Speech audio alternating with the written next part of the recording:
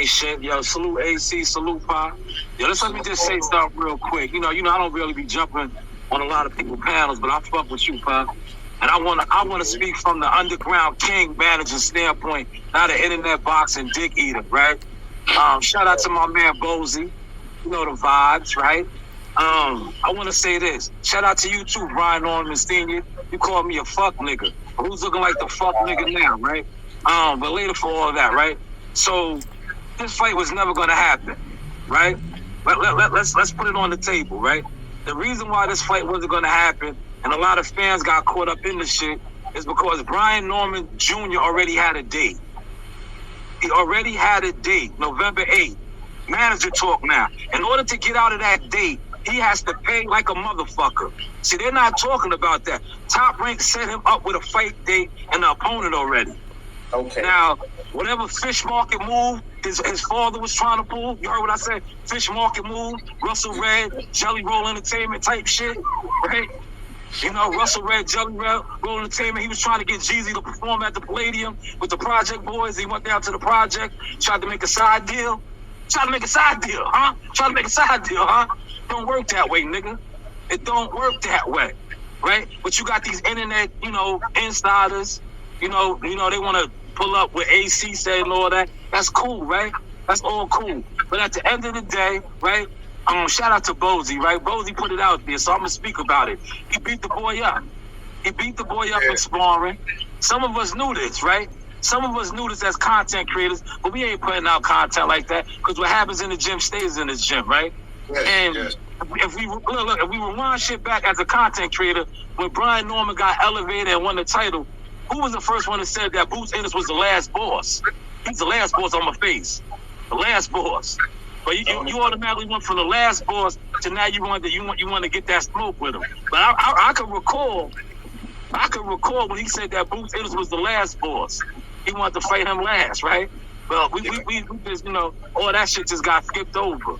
It all got skipped over. But, at the end of the day, I see what they're doing from a marketing standpoint. Cloud chase off of Boots Ennis, who had the wonderful situation that I talked about, with Matchroom. Shout out to them, doing big business, making 3 M's plus a fight. 3 M's, not 300K, 3 M's, right? Yeah, 3 M's. Shit like that. We talking 3 M's, so maybe that's why when somebody wants to fight him, they want to get the money like he's getting. I understand. I can't tell you what you're worth. Listen, hire my services. Maybe I can help you out, right?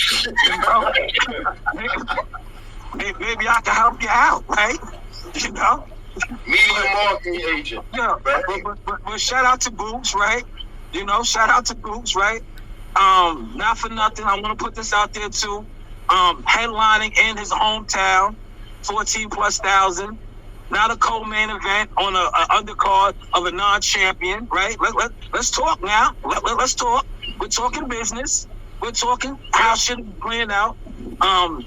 What's the name? By all means, go over there to Virginia. Shout out to Keyshawn Davis and Mama Davis. Great play by having a world champion opening up for you. That is some next level shit, right? You gotta, shout out. That's like.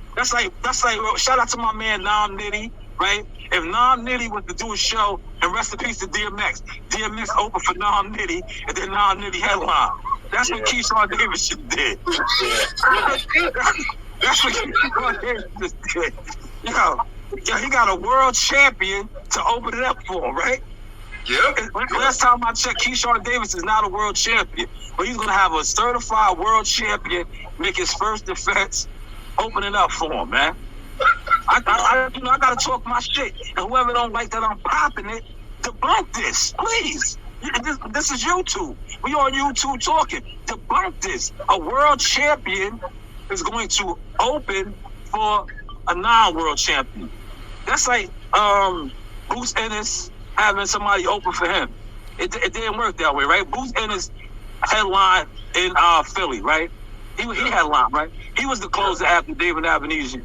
But that would have been like, somebody, Boots open it up for somebody else. But by all means, continue to do what you do, promote the fight. That's how you're promoting it. Still talking about a Boots Ennis fight that's off the table. and you're fighting November 8th, man.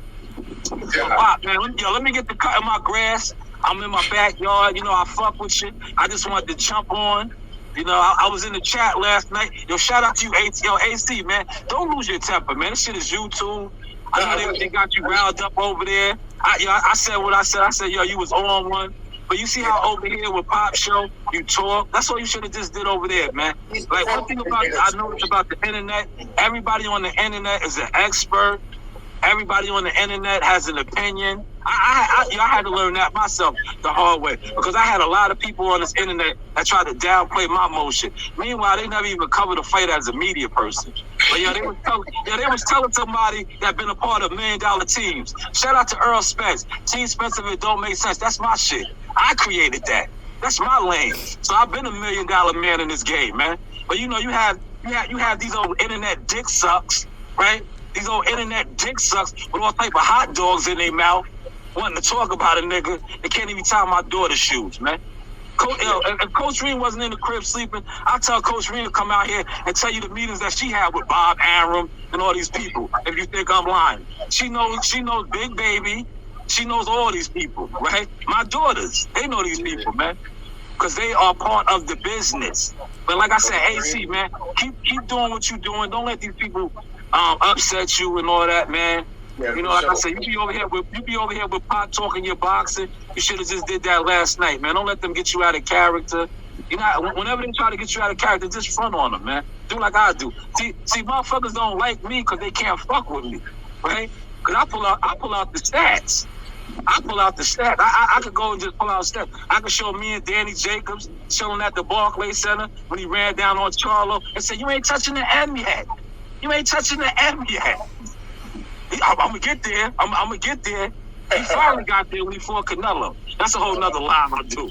You know, I do that a whole nother time. Remember, Danny Jacobs fought Canelo first. Let's not forget that. Let's not forget that, man. Shout out to the Miracle Man.